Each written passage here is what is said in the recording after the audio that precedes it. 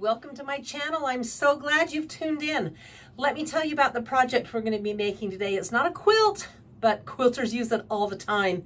And it's my, you can use it for a shopping bag.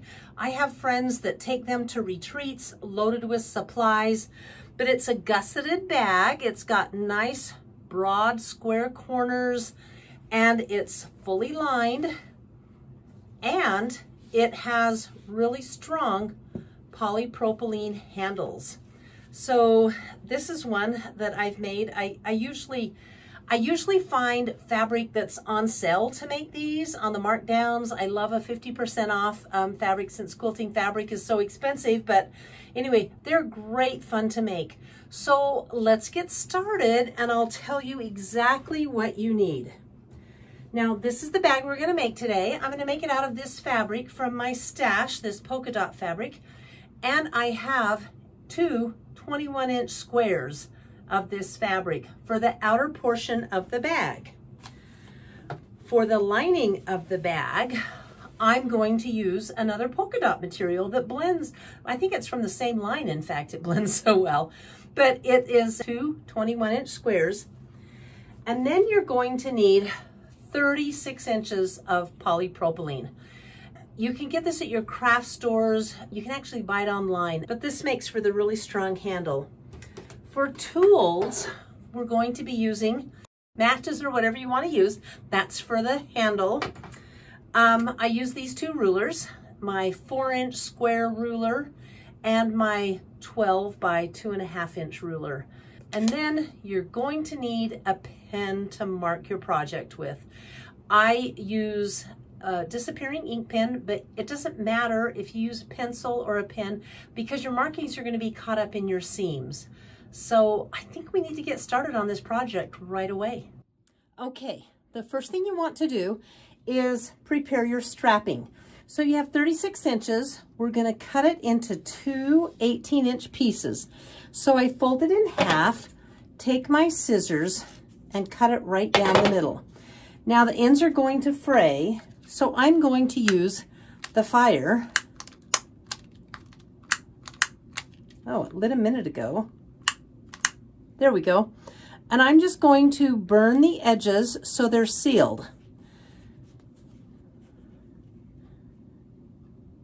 And then there's no risk. This just adds to the strength, and the other edges I already burned and melted. That's done, and set those aside. Then we want to mark our squares.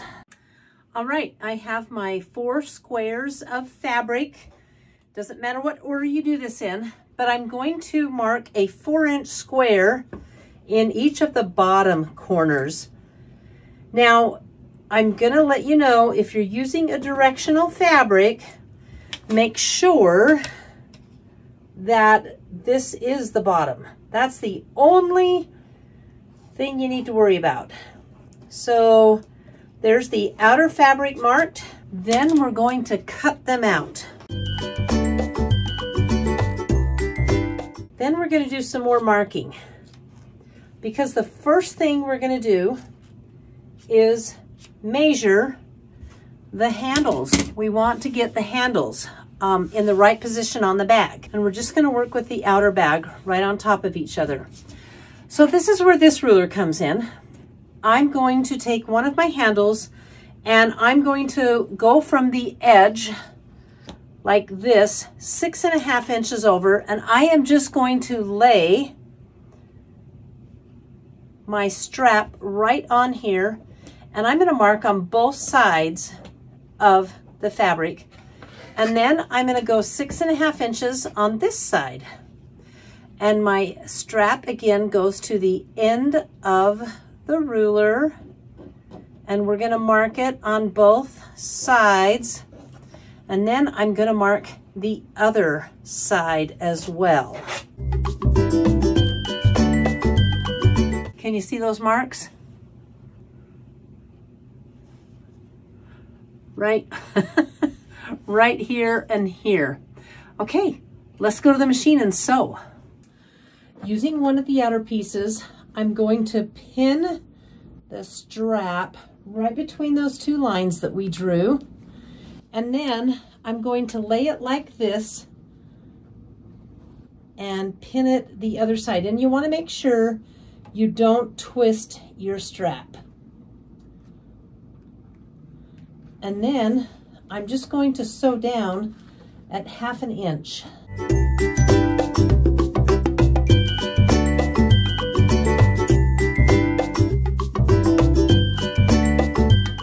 If you want to back stitch, feel free, but this is going to get sewn in twice, so I think it's going to be okay. So if you wanted to back stitch, you could certainly back stitch. We are ready to sew these bags together now. So I'm going to put this right side together with this right side together, handles at the top, and I'll put a pin in just to help hold it. And I want to match it up to the bottom. Okay, so I put a few pins in and I'm ready to stitch this at 1/4 inch. And I am going to back stitch at least the top because I want it to be good and durable. Always want to pull your pins out. You don't ever want to sew over your pins.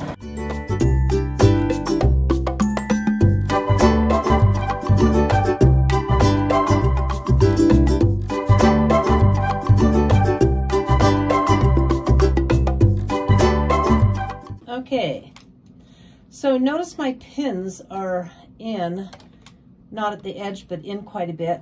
What I'm going to do is go to this location where the pin is, and then I'm going to back stitch. And I am leaving an opening in the bottom of my lining so I can turn it, okay? That's exactly what I'm doing. So we'll start out with a back stitch, and then stitch it all the way.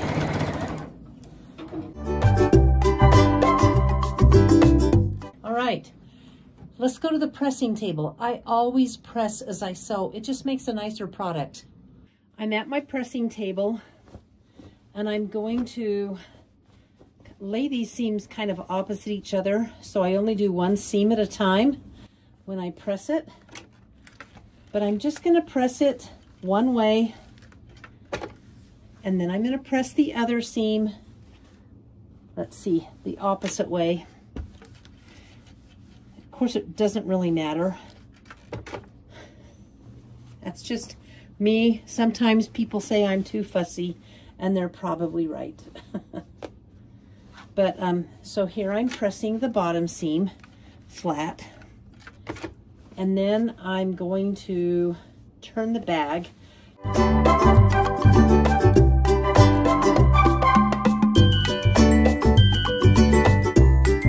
I'm going to lay this one open. Can you see that seam? I'm opening it up because that's where I'm going to sew it shut right along there. Okay, back at the machine. We are like halfway done. Okay, back at my machine with the right side on the outside bag turned outside, and I didn't turn the interface or the lining. It's not interfacing, it's lining. I'm going to push this down inside the bag, making sure that the handles are down inside the bag so I don't sew them shut. And then I'm going to mark them at these side seams. And I'm just going to match the two side seams, put in a pin, and this is the top portion of the bag, and go to the other side, matching the side seams again.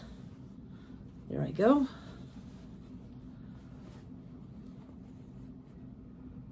And I'll put in another pin on that side seam. Then I'm just going to kind of stretch the bag, shake it out a little, and it's like a perfect fit. I'm going to pin it in a couple of places around the bag.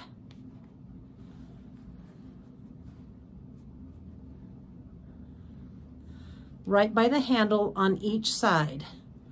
And then we're ready to sew that top seam.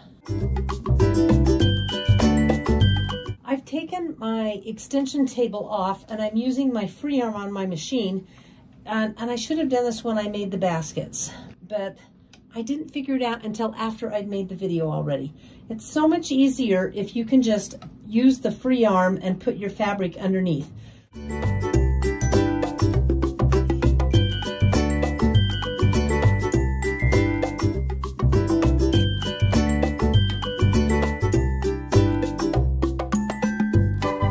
So the lining and the bag are hooked together.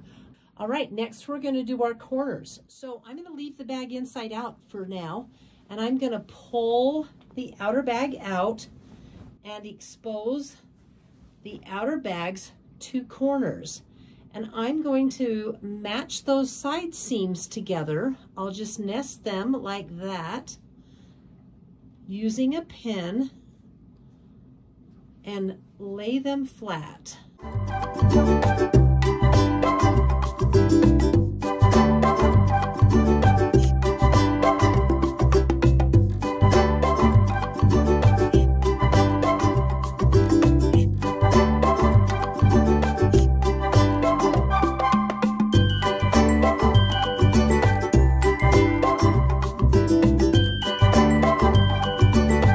So our bag is on the inside. The corners are done, and I'm going to reach in through the hole of the lining and pull out the bag. Push the lining down inside the bag. Look, it's starting to take shape. Isn't that cute? And then I'm going to go to the pressing table, and I'm going to press this seam flat and down and top stitch it all the way around the top. Okay, doesn't it look nice? All pressed down. I do want to caution you, this polypropylene handle will melt, so don't get aggressive with the handle around your ironing machine. And we're going to start again at a seam using my free arm. I'm going to change my stitch here.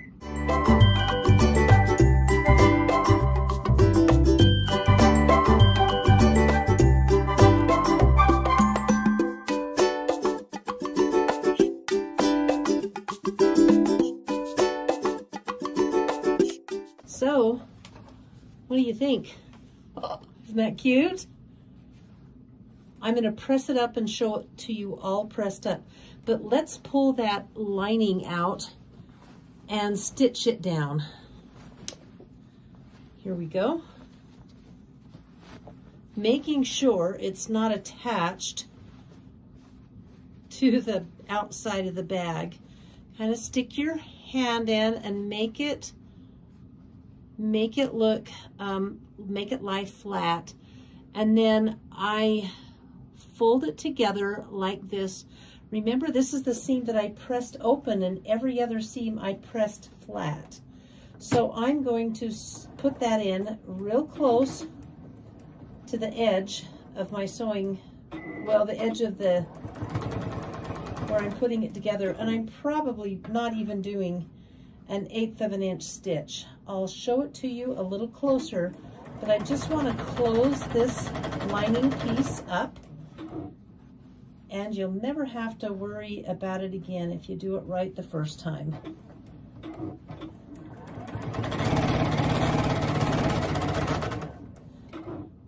I always curve it off the fabric and back stitch good. Okay, so can you see the stitch, the lining stitch? It's right on the edge of the fabric. But the coolest thing is, I'm going to cut this starting thread right here. Our bag is done. So what I'm going to do next is take it to the iron table and press it, and give you a good shot of it so you can make one for yourself. So I'm going to punch out the corners, make my corners match, and I'm gonna punching the lining into, just pressing it in with my fingers into the lining of each corner. They're not sewn together. And then I'm going to lay that flat, each edge flat, and give it a good press. You don't have to. Your bag is finished for all intents and purposes. But like I say, I like to show the boxiness of it. So that's what I'm showing you right now. Then I'm going to lay it down, fold the side seams together, pulling them together, and then I'm going to pull this corner over like you do a grocery sack. See what I'm doing? Folding it just like a grocery sack, and you're able to see. And then I iron this, and then I fold it in half, just like my Trader Joe's bags. And you know what? I have a shopping bag that I can wash, that I can haul around.